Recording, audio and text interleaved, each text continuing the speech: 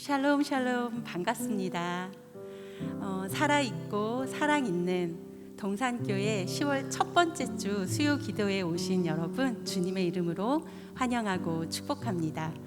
또 여러 가지 상황으로 인해서 이 자리에 함께하지 못하고 온라인으로 함께하고 계신 동산교회 성도 여러분, 똑같은 은혜가 주 안에서 함께하시길 기도합니다. 한 주간 어떻게 잘 지내셨나요? 기쁜 일이 있으셨던 우리 성도님들은 주 안에서 기뻐하며, 또 어렵고 힘든 일이 있었던 성도님들은 그 상황보다 크신 하나님을 바라보며 또 이 자리에 나와왔기를 소망합니다. 우리가 어떤 상황 가운데 있든지 간에 우리의 기쁨 되시며 우리의 찬양의 소망 되시는 주님 앞에 다 함께 기쁜 마음으로 박수하며 찬양하며 나아가겠습니다.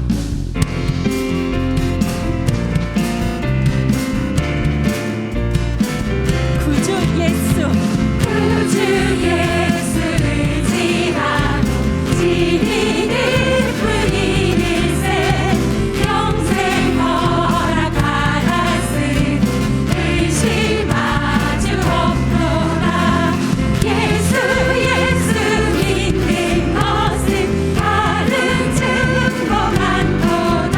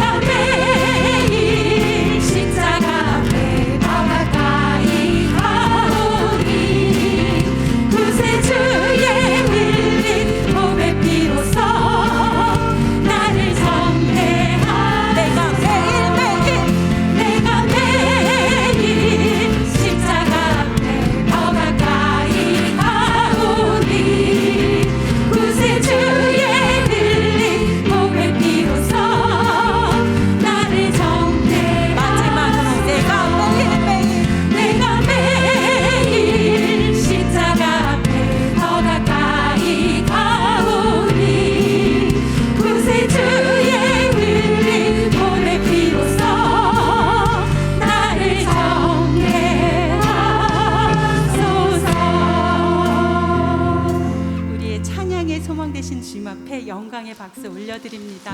아멘. 우리가 주님 앞에 매일매일 나아갑니다. 아멘.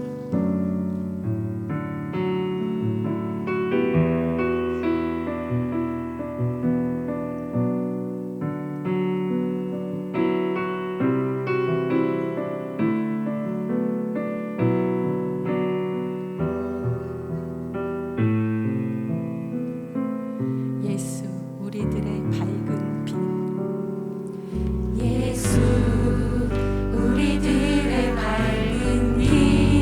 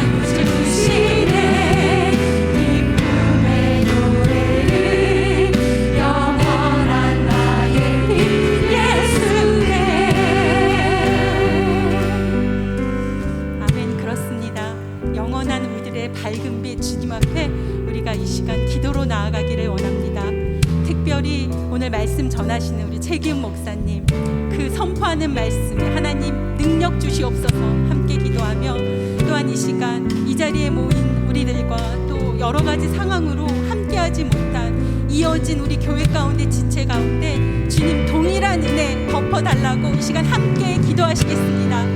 좋으신 주님 감사합니다. 아버지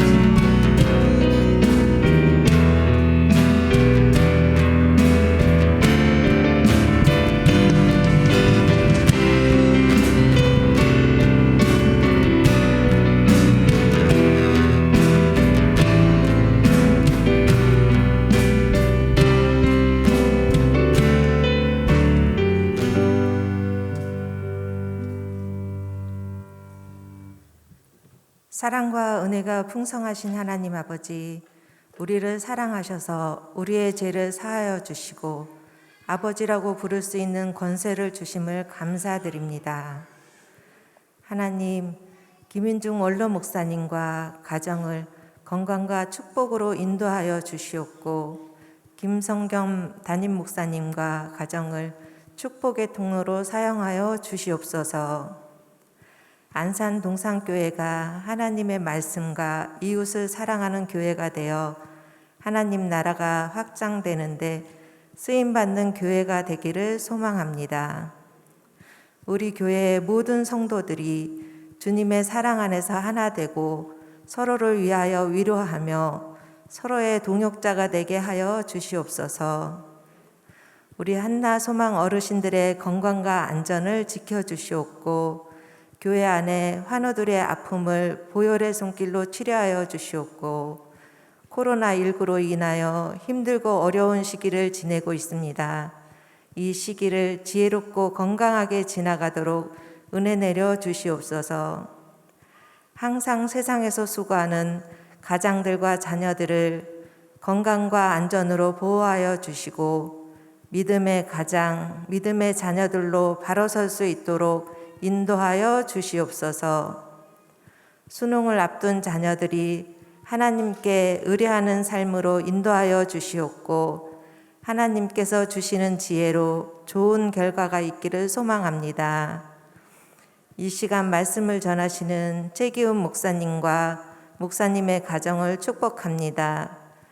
목사님께 하나님의 영을 부어주시사 목사님의 입술에 하나님의 권세를 주시옵고, 온전히 성령님의 운행 가운데 목사님과 함께하여 주시옵소서.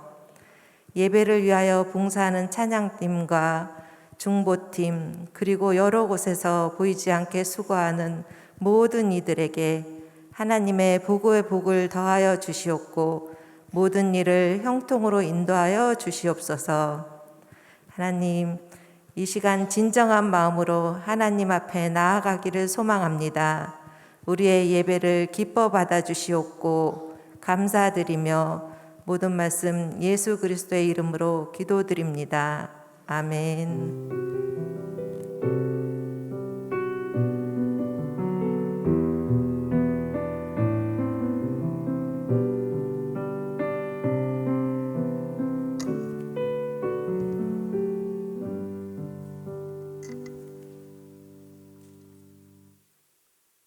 오늘 우리에게 주시는 하나님의 말씀입니다. 야고보서 1장 12절에서부터 18절의 말씀입니다. 야고보서 1장 12절에서부터 18절의 말씀을 우리 한 절 한 절 함께 교독하면서 말씀 받겠습니다. 제가 먼저 12절 읽습니다. 시험을 참는 자는 복이 있나니 이는 시련을 견디어낸 자가 주께서 자기를 사랑하는 자들에게 약속하신 생명의 면류관을 얻을 것이기 때문이라. 사람이 시험을 받을 때에 하나님께 시험을 받는다 하지 말지니 하나님은 악에서 시험을 받지도 아니하시고 친히 아무도 시험하지 아니하시느니라. 오직 각 사람이 시험을 받는 것은 자기 욕심에 끌려 미혹됨이니 욕심이 잉태한즉 죄를 낳고 죄가 장성한즉 사망을 낳느니라. 내 사랑하는 형제들아, 속지 말라. 온갖 좋은 은사와 온전한 선물이 다 위로부터 빛들의 아버지께로부터 내려오나니 그는 변함도 없으시고 회전하는 그림자도 없으시니라. 같이 읽습니다. 그가 그 피조물 중에 한 첫 열매가 되게 하시려고 자기의 뜻을 따라 진리의 말씀으로 우리를 낳으셨느니라. 아멘. 네. 오늘 말씀을 전하기 전에 그 3040 셀 카톡방이 있었습니다. 근데 카톡방에 오늘 우리 라온이랑 함께 예배를 하는데 우리 이혜아 집사님께서 우리 라온이가 잘 예배할 수 있게 도와주세요. 기도 요청을 했는데요. 오늘 너무 잘했죠? 네, 우리 라온이랑 또 우리 이혜아 집사님 너무 수고 많으셨습니다. 자, 오늘은 야고보서 1장 12절에서부터 18절의 말씀을 중심으로 해서 온전한 선물이 다 위로부터 빛들의 아버지께로부터 내려오나니라는 제목으로 함께 말씀을 나누도록 하겠습니다. 오늘 우리가 읽은 이 본문을 좀 보면 시련 그리고 시험이라고 하는 단어가 6번이나 등장하고 있습니다. 사랑하는 성도 여러분, 우리 중에 시험이나 환난이나 고난이나 역경 그리고 또 이런 시련이라는 단어를 너무 즐거워하시는 분 계십니까? 막 고난이 오면 막 왔어 막 이러시는 분 계세요? 시험은 가급적 피하고 싶고 또 내 삶의 고난과 시련은 이제 더 이상 없었으면 좋겠다라고 하는 것이 우리의 마음일 것입니다.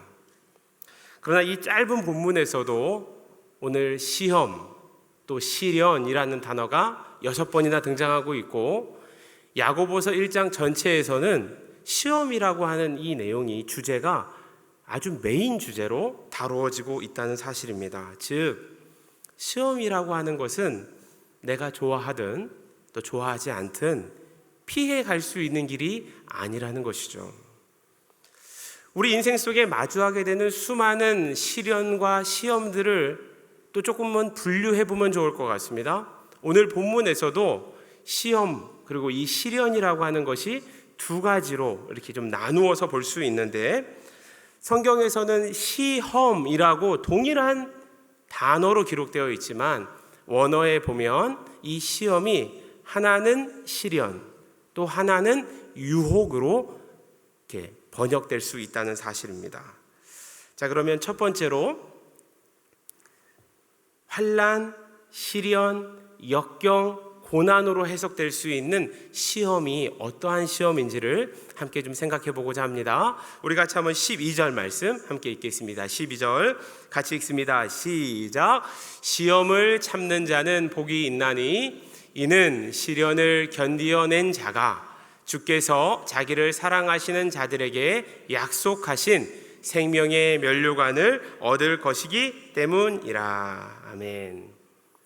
오늘 여기서 등장하고 있는 12절에 등장하고 있는 이 시험은 야고보서 1장 2절에서 등장하고 있는 시험과 동일한 시련 그리고 환난, 고난, 역경으로 해석해 볼 수 있는 단어입니다.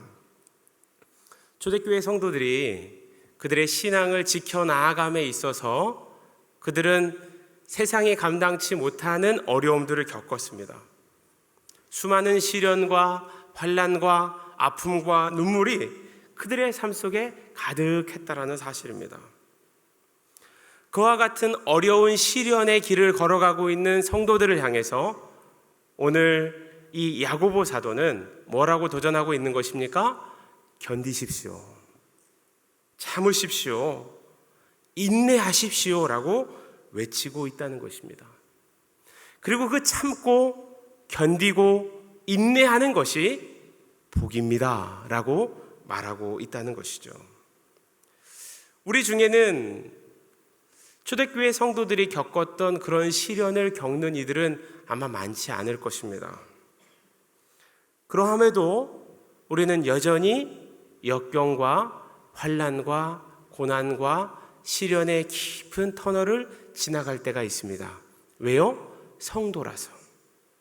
예를 들면 이렇습니다.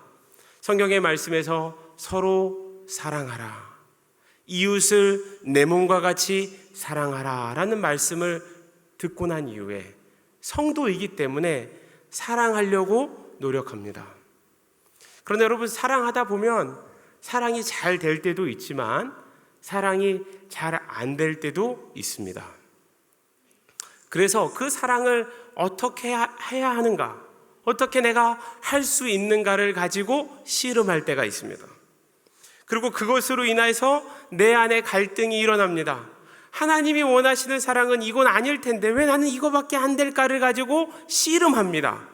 시련이죠. 고난이죠. 사랑하는 남편을 위해서 기도하는데 변하지 않는 남편을 보며 낙담되고 성격 같아서는 그냥 한번 하고 싶을 때가 있는데 꼭 참고 여보 말이 맞습니다. 사랑합니다. 사랑합니다. 할 때가 있습니다. 이와 같은 시련을 겪고 있는 성도들을 향하여 야고보 사도는 뭐라고 이야기하는 것입니까? 참으십시오. 견디십시오. 인내하십시오. 이것이 복입니다. 라고 도전하고 있다는 것이죠.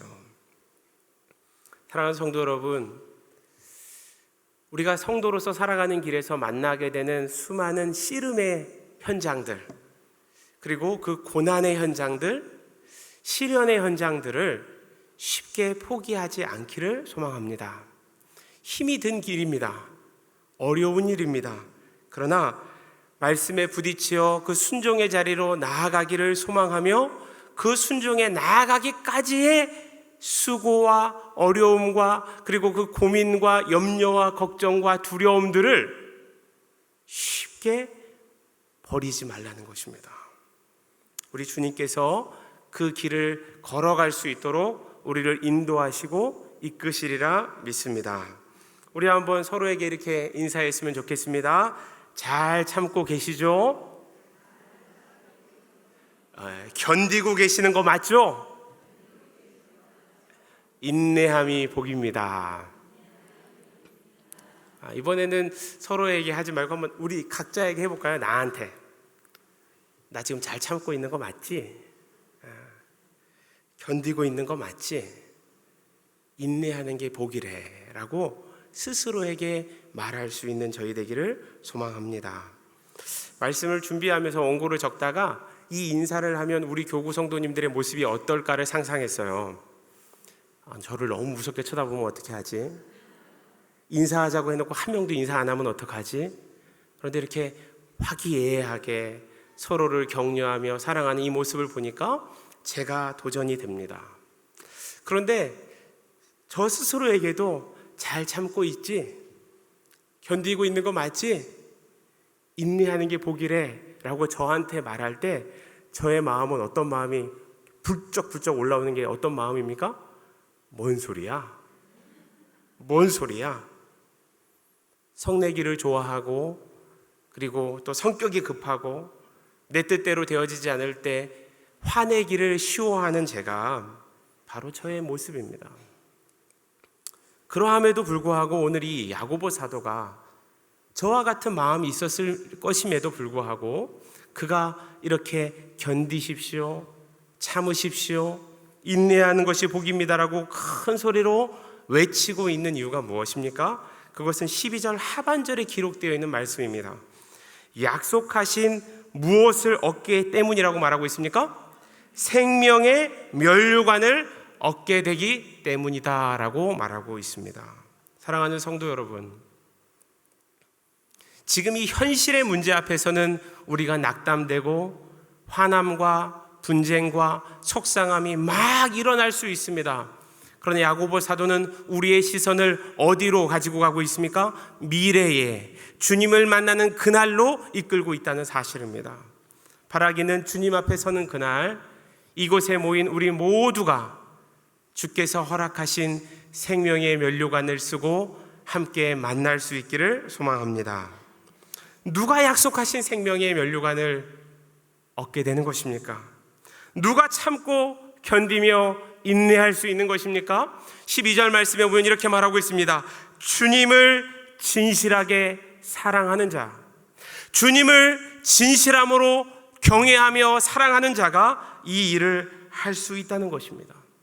주님을 사랑하기 때문에, 주님의 은혜를 알기 때문에, 주님의 사랑에 잠기었기 때문에 내 본성과는 전혀 다른 참고 견디며 인내하는 일을 시도해 볼 수 있다는 사실입니다. 특별히 요한계시록 2장에 보면 우리가 잘 아는 말씀이죠. 죽도록 충성하라. 그리하면 무엇을 준다고 말합니까? 생명의 면류관을 주리라 라고 말을 하고 있습니다. 그럼 오늘 이 말씀과 연계해 보면 충성이라는 게 뭡니까? 주님을 위하여 충성한다는 게 뭡니까? 무엇인가를 많이 갖다 드리는 것? 무엇인가 큰 일을 하는 것? 예, 물론 이것도 충성이지만 오늘 본문에서 말하고 있는 충성은 견디며 참고 인내하는 것이 누구에게 충성하는 것입니까? 주님께 충성하는 것입니다. 사랑하는 성도 여러분, 충성스러운 주님의 자녀 되기를 소망합니다. 그러면서 특별히 시련을 참고 견디는 것이 복되다라고 말을 하고 있는데 이 복이라는 것에 대해서 좀 생각을 해봤습니다. 사랑하는 성도 여러분, 성도에게 있어 세상이 말하는 복이 아닌 성도에게 있어 가장 큰 복이 뭡니까? 그것은 하나님과 동행하는 것입니다. 요한계시록에서는 성도의 삶을 광야의 삶이라고 말합니다.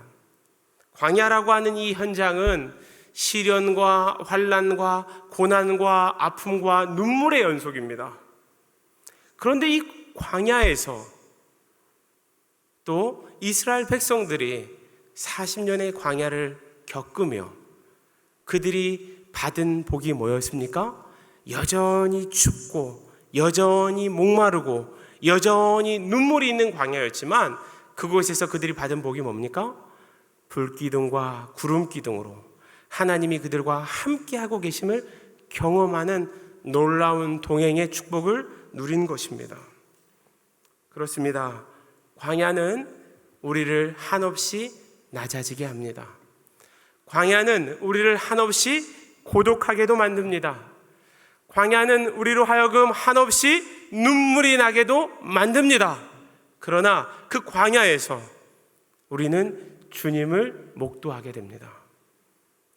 주님의 손을 경험하게 되는 것입니다.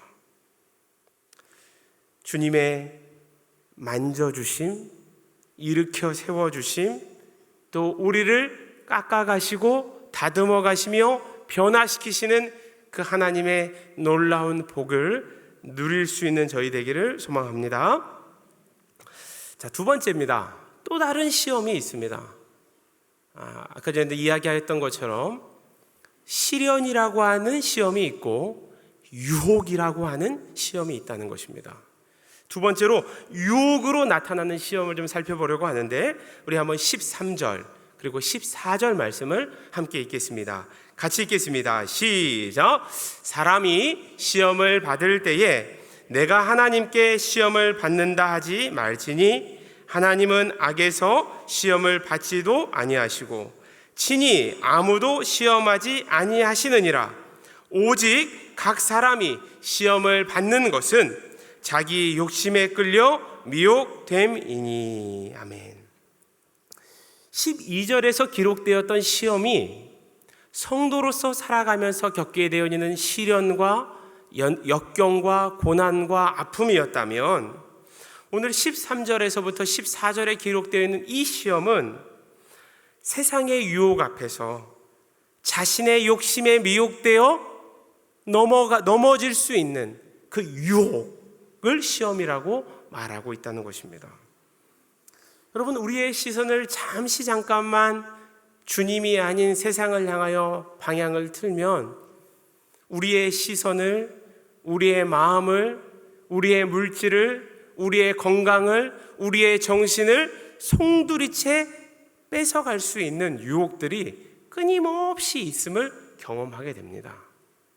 아니, 시선을 다른 데로 두기도 전에 열심히 신앙생활 하는데, 열심히 말씀을 듣고 열심히 기도하는 중에도 세상의 유혹이 우리에게 들려질 때가 있다는 것입니다. 예수님도 그러셨죠. 세례 요한에게 세례를 받으시고 난 이후에 그의 공생의 사역을 이제 본격적으로 시작하기 위해서 출발하시기 전 주님은 성령의 인도하심에 이끌려 광야로 나아갔습니다. 그리고 광야에서 40일을 먹지도 아니하시고 간절히 주님 앞에 기도하였습니다. 그 기도의 현장 속에 찾아온 악한 유혹이 하나 있었는데 그것이 무엇이었습니까? 사단의 속삭임이었다라는 사실입니다. 그 사단이 그 기도하는 자리, 성령의 인도하심에 이끌려서 광야에서 주님과 독대하며 간절히 기도하는 그 현장 가운데에도 어떻게 했다는 것이에요? 침투에 들어왔다는 사실입니다. 어떻게 해요? 돌을 떡이 되게 하라. 그리고 또 세상의 모든 영광과 권위를 너에게 주겠다. 한번 위에서부터 떨어져 내려보라. 당신이 하나님의 아들이라면. 마치 요한일서 2장에 기록되어 있는 세상의 모든 것, 육신의 정욕, 안목의 정욕, 이생의 자랑으로 점철되어지고 있는 세상의 유혹들이 기도하는 그 현장 가운데 예수님의 귓가에 들리었다라는 사실입니다. 마찬가지로 성도로 살아가는 우리들의 여정 속에서도 이와 같은 유혹들이 들릴까요? 안 들릴까요? 들린다는 사실입니다. 신앙생활을 잘해도 아니 못해도 이 유혹의 소리가 우리를 끊임없이 넘어뜨리려고 한다는 사실입니다. 마치 언제 어디서 터질지 모르는 그 지뢰가 우리의 인생길 앞에 지뢰밭처럼 놓여 있다는 사실입니다. 유혹의 덫이 우리의 인생길 앞에 놓여 있다는 것입니다. 오늘 우리의 삶의 현장 속에서도 특별히 14절에 보면 자기 욕심에 끌려 미혹되미니라는 이 말씀을 원어로 살펴보면 이런 의미가 있습니다. 낚시꾼이 낚싯대를 들고 아주 목 좋은 곳에 가서 낚싯줄을 탁 던졌습니다. 그런데 낚싯줄을 던질 때 그 낚싯 바늘에 그 물고기들이 먹음직한, 안 먹으면 못 베길 것 같은 좋은 미끼를 그 낚싯 바늘에 걸어놓고 내립니다. 그러면 그 물고기가 이게 웬 횡재냐? 이 맛있는 걸 먹으려면 쉽게 거둘 수 있는 게 아닌데 내 눈앞에 이게 내려왔네. 하늘에서부터 내려왔구나.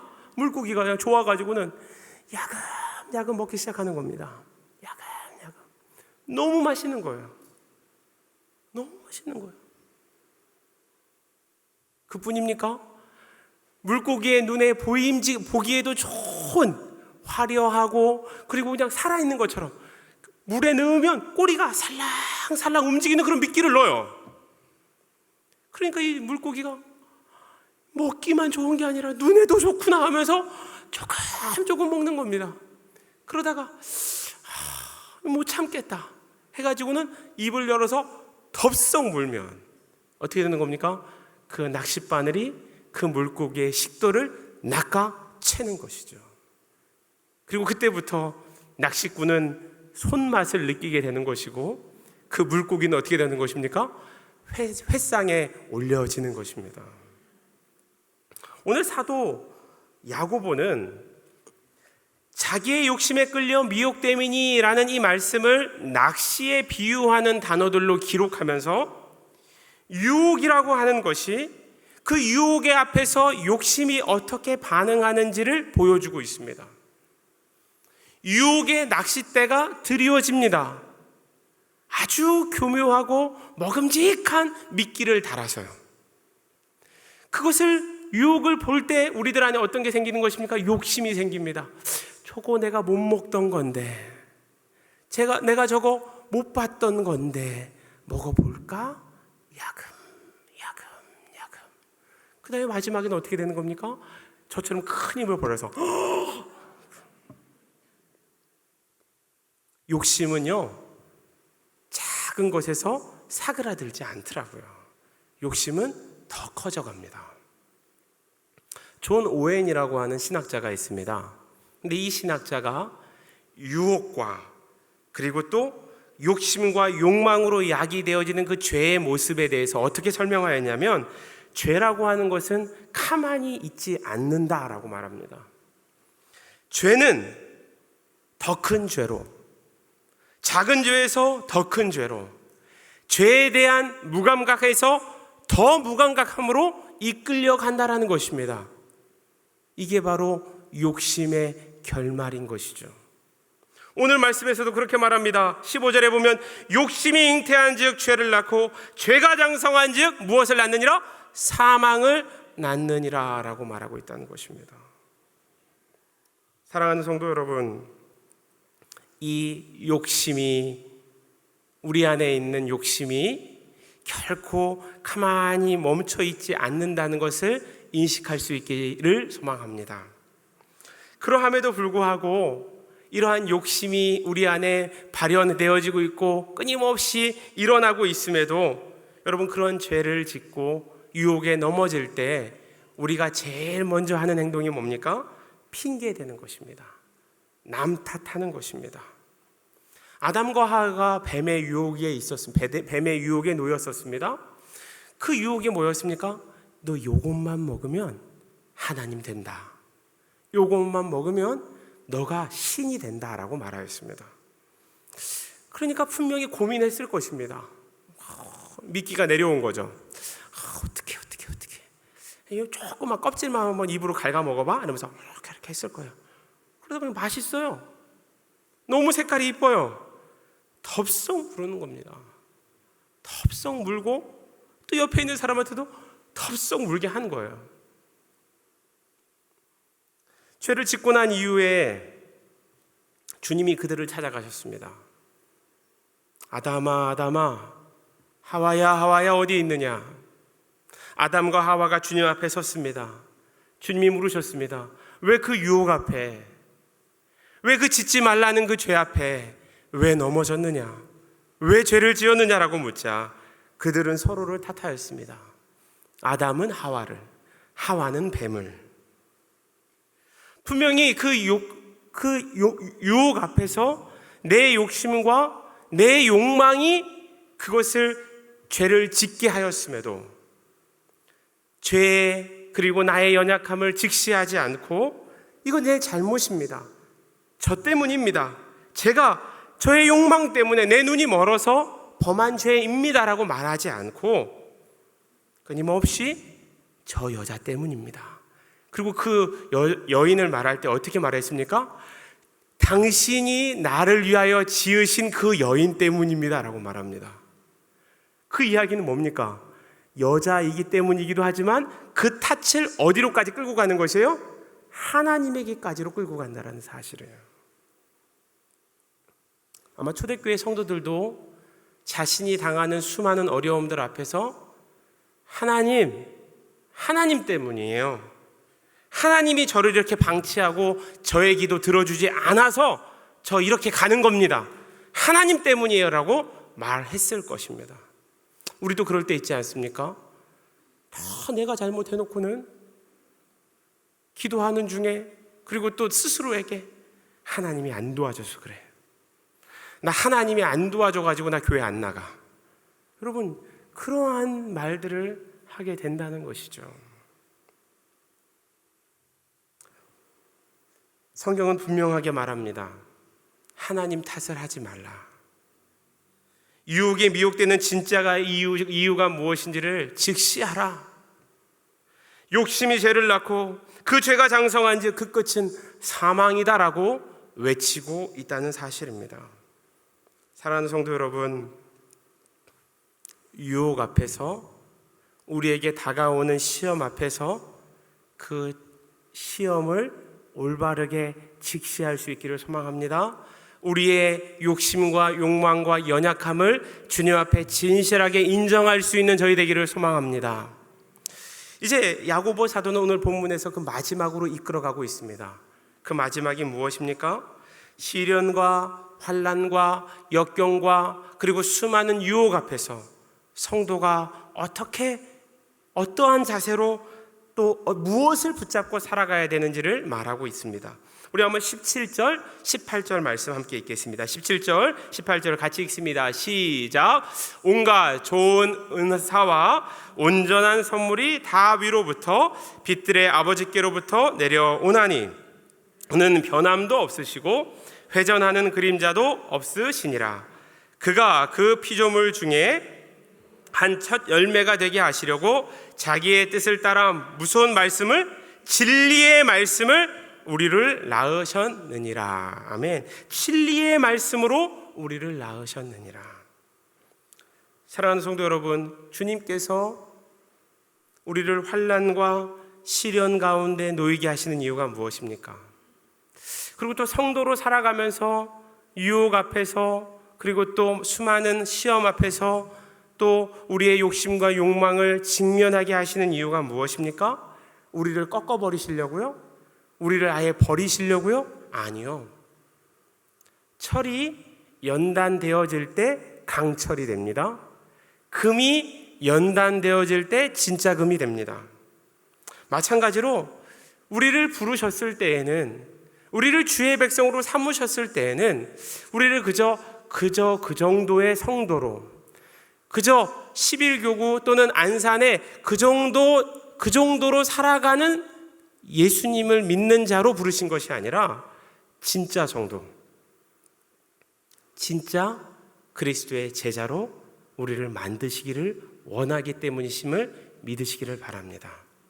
따라서 환난과 시련과 역경과 고난 앞에서 우리의 시선은 누구를 향해야 된다는 것입니까?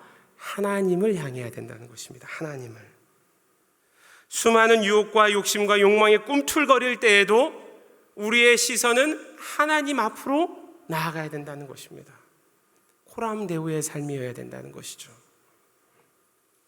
구체적으로 그 유혹과 시련과 환난과 시련, 그리고 또 많은 그 유혹 앞에서 어떻게 하면 하나님을 바라보는 삶, 그리고 또 우리의 시선을 주님께로 향하며 코람데오의 삶을 살아갈 수 있는가? 그것은 주의 말씀, 진리의 말씀을 붙잡는 것입니다. 사랑하는 성도 여러분, 우리 각자의 삶 속에서 주의 말씀 안에 거하며 그 말씀을 붙잡고 살아가는 저희 되기를 소망합니다. 어떻게 내가 더 말씀을 붙잡을 수 있을지, 어떻게 내가 더 주님을 알아갈 수 있을지를 고민해보고 시도해볼 수 있었으면 좋겠습니다. 어떤 분은 나는 성경을 못 읽어요, 눈이 이제 어두워요. 괜찮아요. 라디오로 들으면 됩니다. 여러 가지 방법들이 있어요. 여러 가지 방법들을 시도해 볼 수 있었으면 좋겠습니다. 여러분, 사단은 끊임없이 성도의 삶에 다가와 말씀이 사라지도록 만듭니다. 그렇죠? 사단이 유혹하는 방법은 말씀을 희석시키는 것이고 말씀을 사라지게 하는 데 있어요. 왜요? 말씀이 사라지면 그 말씀이 사라진 자리에 무엇이 옵니까? 세상의 유혹의 소리가, 그리고 세상의 수많은 유혹들이 가득 채워지는 것을 이 사단이 알기 때문에 그렇습니다. 설교를 전하는, 또 설교를 하는 오늘 이 설교자로서 여러분에게 작은 제안을 드리면 큰 숨 맑은 샘을 큐티해 볼 수 있는 저희가 됐으면 좋겠어요. 큐티 책은 우리 모두가 그래도 열심히 삽니다. 그런데 셀할 때만 쓸 때가 많아요. 그런데 이 말씀을 개인적으로 묵상해 보십시오. 완벽하게 하려고 하지 말고 대강이라도 해 보십시오. 그리고 좋은 옵션이 우리 교회에 있습니다. 뭡니까? 새벽 예배 설교가 있습니다. 먼저 개인이 묵상하고 난 이후에, 그리고 난 이후에 대충이라도 조금이라도 느낀 바를 적고 써본 다음에 그 말씀을 들으십시오. 그러면서 이 말씀의 깊이가 이러한 의미가 있었구나로 더 들어가 보시라는 도전입니다. 쉽죠? 여기까지 너무 쉽죠? 지금 많은 분들이 고개를 끄덕이고 계세요. 그런데 목사님, 저는 이미 그거 다 하고 있어요 라고 하시는 분들이 있다면 하나 더, 이게 좀 우리는 이게 좀 하이 클래스, 조금 더 고급반, 이런 거 좋잖아요. 고급반 하나 더 있습니다. 시편을 한 편씩 읽고 묵상해 보십시오. 제가 시편을 의도적으로 이야기하는 이유는 시편 속에 우리와 같이 세상의 시련과 성도로서 겪게 되는 많은 고난과 환난과 아픔 속에서 마음은 저미며 눈물 쏟으며 또 그 유혹 앞에서 넘어졌다가 다시 일어서며 하나님께로 나아왔던 수많은 사람들의 시와 노래와 눈물의 이야기가 어디에 적혀 있다는 것입니까? 시편에 적혀 있다는 거예요. 그래서 시편을 읽다 보면 나만 그런 게 아니구나, 얘도 이랬네 라고 하면서 기도하게 된다는 사실입니다. 사랑하는 성도 여러분, 하나님의 그 도우심을 붙잡고 또 그 말씀 안에 거하고자 애쓰며 수고할 수 있는 저희 되기를 소망합니다. 그러할 때 우리는 우리에게 다가오는 많은 수많은 시련들을, 시험들을 완벽하게까지 이기는 건 아닐지라도 그래도 주님의 자녀로서 주님이 원하시는 길을 향하여 걸어 나아갈 수 있으리라 믿습니다. 우리 같이 한번 이 시간 함께 기도하며 나아갔으면 좋겠습니다. 생명의 면류관을 바라보며 시련과 역경 앞에서 포기하는 것이 아니라 참고 견디며 인내함으로 복된 삶을 살아가기를 원합니다라고 기도했으면 좋겠습니다. 나의 욕심과 욕망에 이끌려 유혹 앞에 넘어져도 여전히 다른 이의 탓을 하며 심지어는 하나님 탓을 하며 나의 죄를 회피하고 거짓 정당성을 말하고 있는 나의 이기적이고 연약한 모습이 있지는 않는지 하나님 나를 용서하여 주옵소서라고 기도했으면 좋겠습니다. 마지막으로 우리의 시선을 주님께로 향하여 들고 코람데오의 삶, 진리의 말씀 가운데 거하는 삶, 주님 저의 삶 속에, 이 분주한 삶 속에 어떻게 해서라도 주님의 말씀을 붙잡고 좀 살아가기를 원합니다. 하나님, 내가 이 작은 실천들 해보기를 원합니다라고 한번 이 시간 기도하며 순종의 길을 걸어가겠습니다라고 결단하며 한번 함께 주여 한번 부르짖고 기도하며 나아가겠습니다. 기도하시겠습니다. 주여, 사랑의 하나님 아버지, 이 시간 간절히 기도합니다. 하나님, 생명의 면류관을 바라볼 수 있는 저희 되게 하여 주시옵소서. 광야와 같은 인생길 속에 우리와 함께하기를 원하시는, 우리를 다듬어 가시며 우리를 변화시키시며 우리를 순금으로, 우리를 더 강한 철로 만드시기를 원하시는 그 하나님의 놀라운 손을 바라볼 수 있는 저희 되게 하여 주시옵소서. 그러하기 때문에 쉽게 포기하는 것이 아니라 참게 하여 주십시오. 견딜 수 있게 하여 주십시오. 인내할 수 있는 자 되게 하여 주십시오.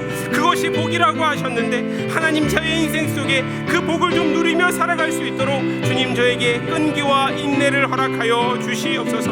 또한 주님, 욕심과 욕망으로 죄 가운데 유혹 가운데 쉽게 넘어졌음에도 끊임없이 다른 이의 탓을 하며 심지어는 하나님의 탓을 하며 자기 정당성으로 거짓된 것으로 끊임없이 나를 포장하려고 할 때가 많습니다.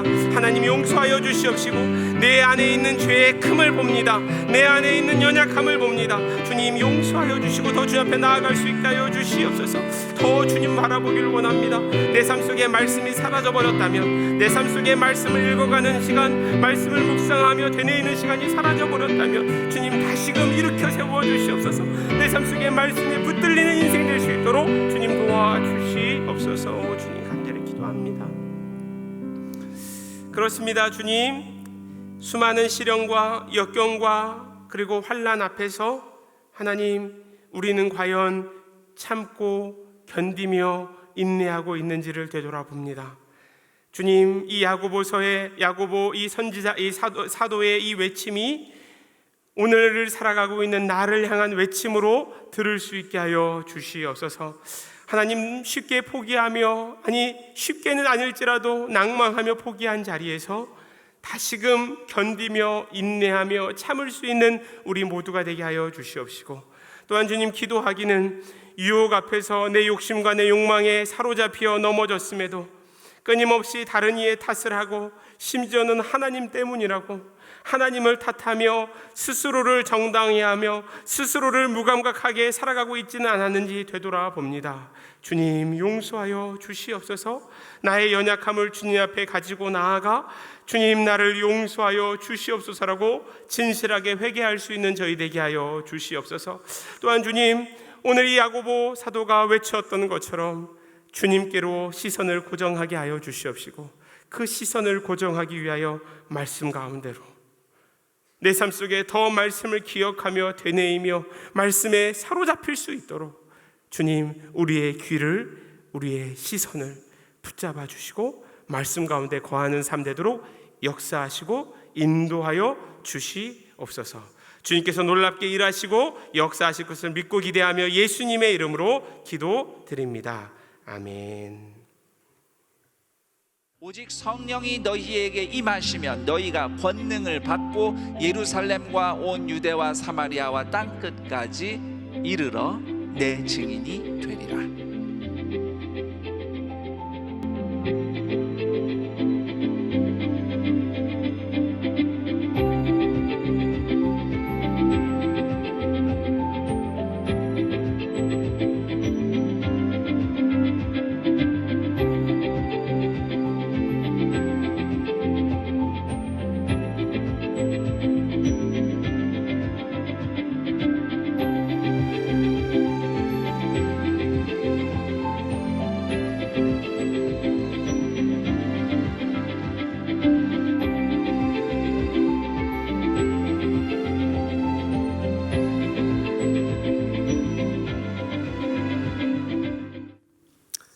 영상에서 보신 것처럼 성교훈련학교 기초과정 8기 훈련생들을 10월 14일까지 모집합니다. 우리의 삶이 하나님과 동행하며 선교하는 삶이 시작되도록 돕는 성교훈련 기초과정이 7주간 진행되어집니다. 성도님들의 많은 참여를 부탁드리며 일정과 자세한 사항은 주보를 참조해 주시기를 바랍니다.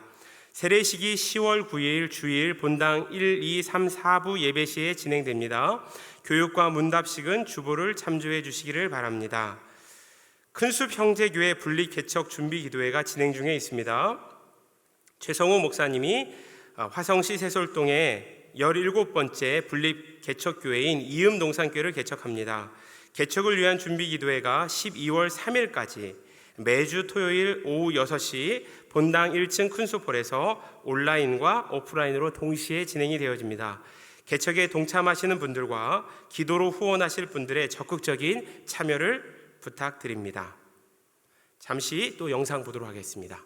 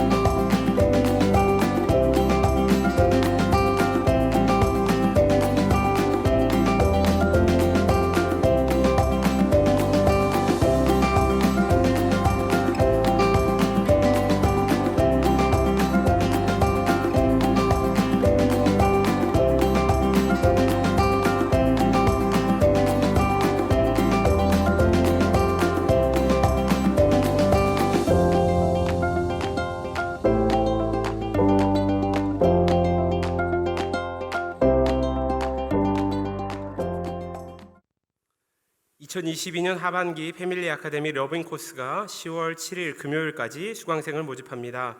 새롭게 단장된 패밀리 아카데미와 함께 아름답고 행복한 가정을 세우시기를 축복합니다. 자세한 사항은 주보와 홈페이지를 참조하시기를 바랍니다. 긴급한 광고 한 가지를 알려드립니다.